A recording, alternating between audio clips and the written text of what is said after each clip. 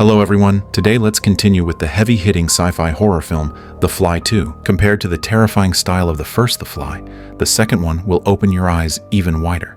The story begins right in the operating room, where a group of doctors surround a pregnant Veronica. It looks as if they are helping her give birth, but in truth, they are restraining her, forcing her to deliver what is inside her, even if it costs her life. That thing is squirming eerily inside her body, as if it's about to burst out of her belly at any second. Her terrified screams echoed across the operating room, while the mastermind behind it all, the capitalist Bartok, simply watched coldly from behind the glass. After an agonizing struggle, what was inside her finally came out. But the moment the umbilical cord was cut, Veronica's entire life force was drained away in an instant. She died on the operating table, and the child she delivered was a creature curled up inside a cocoon. The doctors noticed the cocoon starting to break.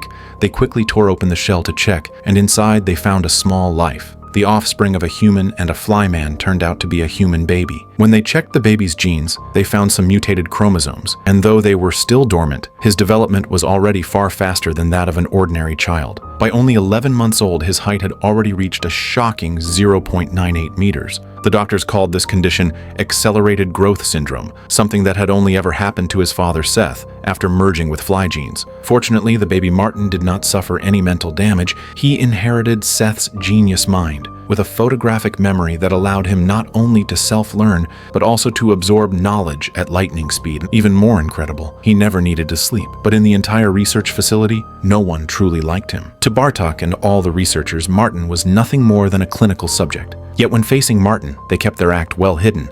Bartok even used a magic trick to trick Martin into calling him father. Soon Martin could already speak fluently, his intelligence grew rapidly, and he even invented a robotic helmet. But Dr. Shepard, who looked after Martin, treated him with disdain, dismissing his invention as useless. And Dr. Janeway, who monitored his growth, scolded Martin impatiently for not being an obedient child when injecting him with medicine for the syndrome. Facing the disdain of those around him, Martin did not dwell on it. He only longed to see the kind and gentle Bartok again. But his life was confined to Section 3, while Bartok was always busy in Section 4 with a secret project. Determined to see Bartok, Martin used his genius mind to copy Dr. Shepard's pass when no one was watching, put on his helmet and backpack, and took his very first adventure outside. He crawled through ventilation pipes to the entrance of Section 4, and with his forged pass he entered smoothly. In one corridor he saw flies kept in a glass box. When he pressed his hand against the glass, the flies gathered behind it, clinging to his hand through the pain. Later, Martin entered a room filled with test animals, and there he found a golden retriever that looked very sweet.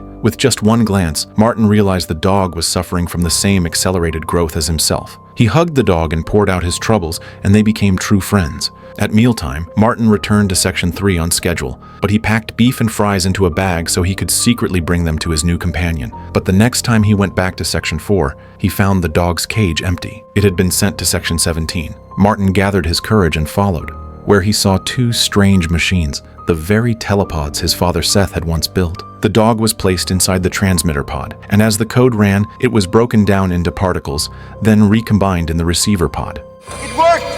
He's moving around!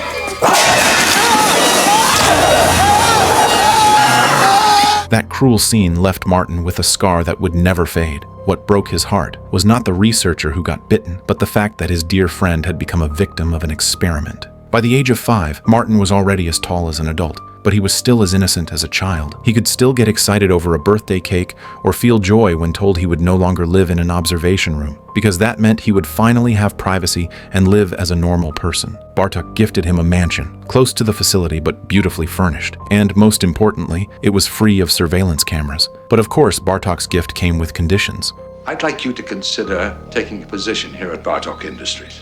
Martin agreed without hesitation, and his new job was to continue research on the telepods in Section 17. Since Seth's death, teleportation research had stalled. Bartok's team could only work from old records trying to restore Seth's achievements in teleporting living beings, but hundreds of people combined were still not as smart as Seth alone. After 5 years and millions invested, they couldn't even teleport an apple successfully. So Bartok set his sights on Martin, hoping he would carry on his father's legacy. But Martin said plainly he didn't like this work. Bartok assumed he was still upset about the dog, so he said the dog had been put down painlessly, then went on about how the research could benefit humanity.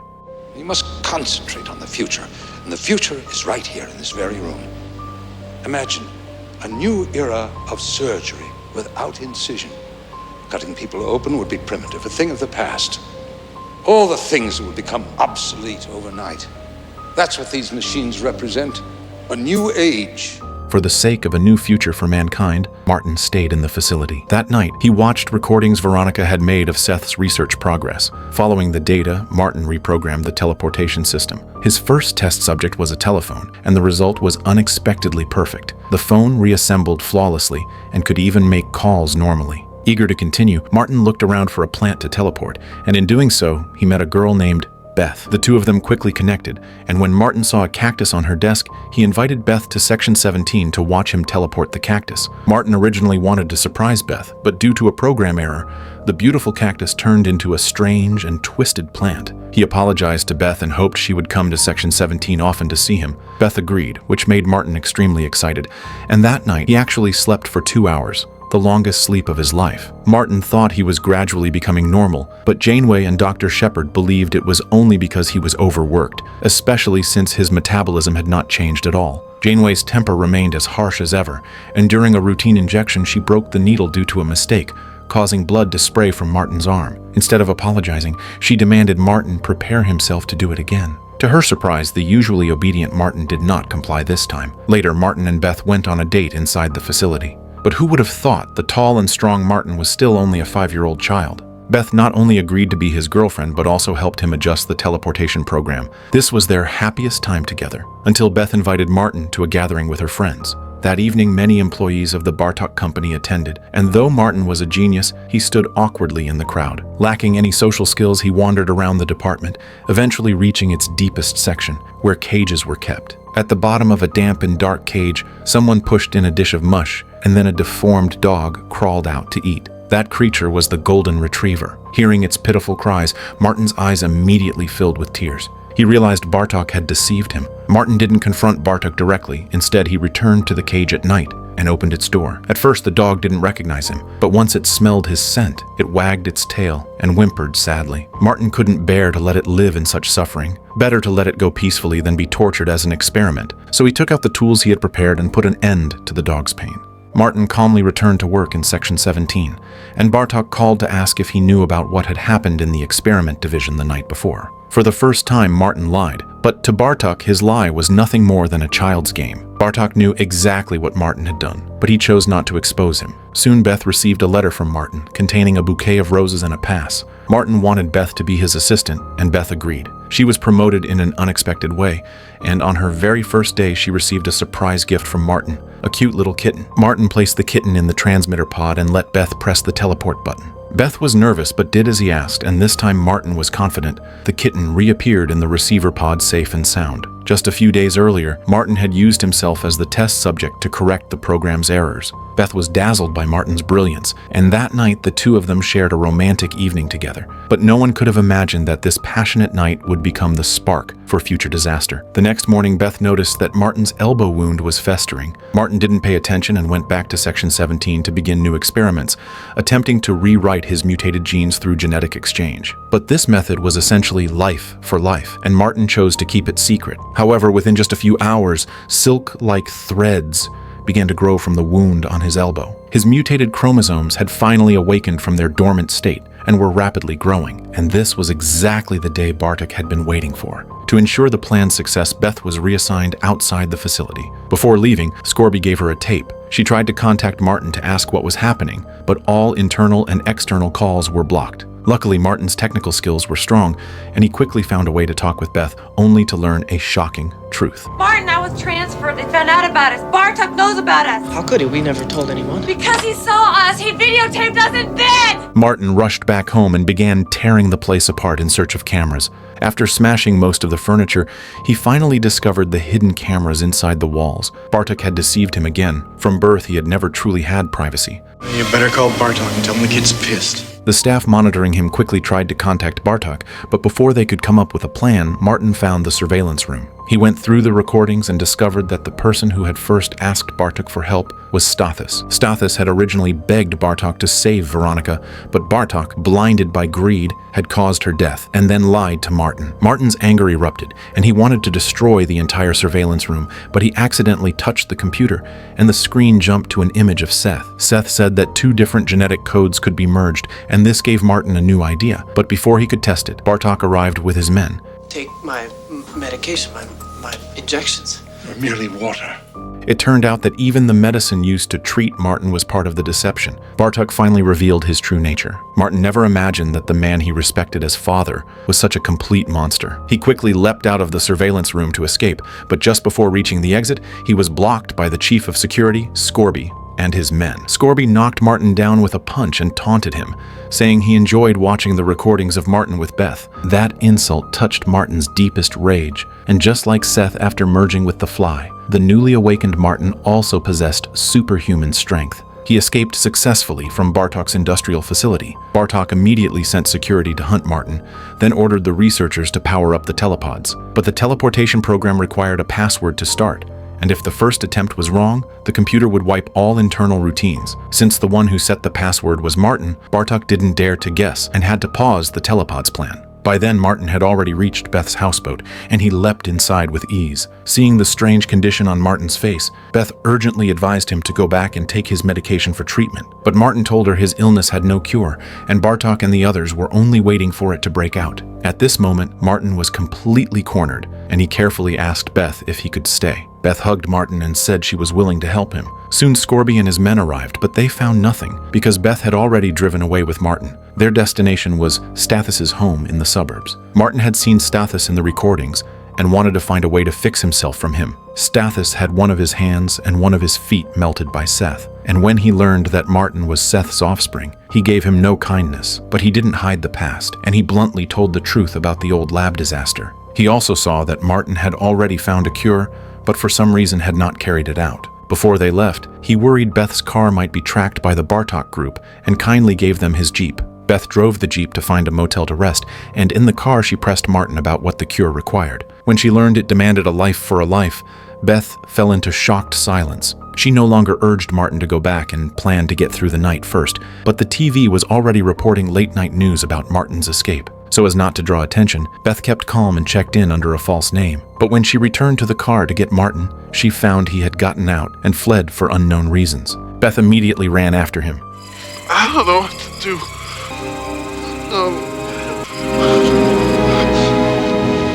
One was barely an adult, and the other was not even 6. And faced with a life-or-death crisis, neither knew what to do.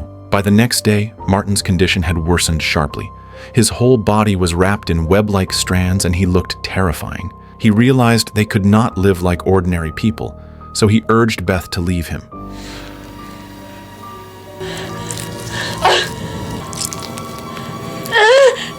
Beth, I can see so much better now. Beth couldn't bear to watch the one she loved fade away, so just as Stathis had once done to save Veronica, she called Bartok for help. She decided to take Martin back. Bartok's helicopter soon reached the motel, and when he saw Martin again, Martin's lower body had already cocooned. By the time they moved Martin to the operating room at the facility, he had become a complete cocoon. Bartok expected Martin's rebirth, but estimated it would take a week, so he turned his attention to Beth first. He believed Beth knew the teleportation password, so he took her to Section 17 for questioning. Late that night, Janeway was still monitoring Martin's data. Unexpectedly, Martin, who was supposed to remain stable, showed abnormalities on the very first night of cocooning. She tried to find the cause of the anomaly, and at that moment on the operating table, Martin began to stir and break out.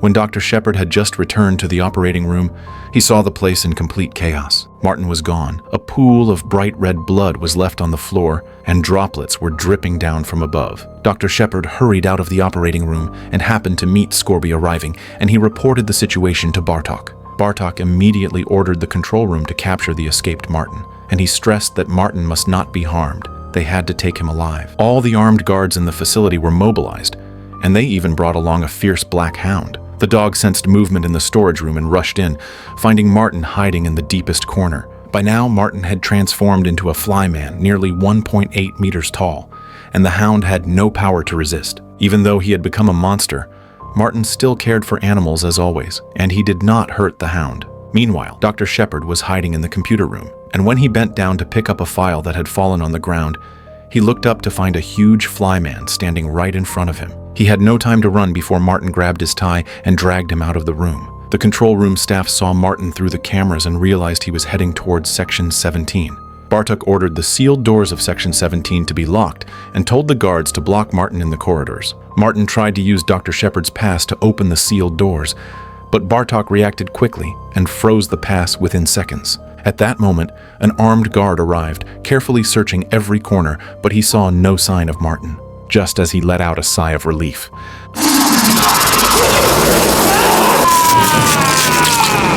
A chilling scream echoed, and the faces of those in the control room grew grim. The researchers suggested killing Martin, but Bartok, blinded by his interests, refused and insisted on capturing him alive. Even though 3 people had already died, Bartok's plan was not considered a failure until the last man fell. So Scorby and his men were forced to guard the artificial passage. But Martin was more cunning than they thought. Instead of taking the passage, he cut the facility's power for a few seconds. In that brief blackout before the monitors rebooted, Martin jumped down through a skylight into Section 17. Scorby and his men immediately opened fire on Martin, but they were stopped by Bartok. One of the guards was thrown by Martin into the elevator shaft. The death of his man instantly enraged Scorby, and he no longer obeyed Bartok's orders, vowing to kill the creature.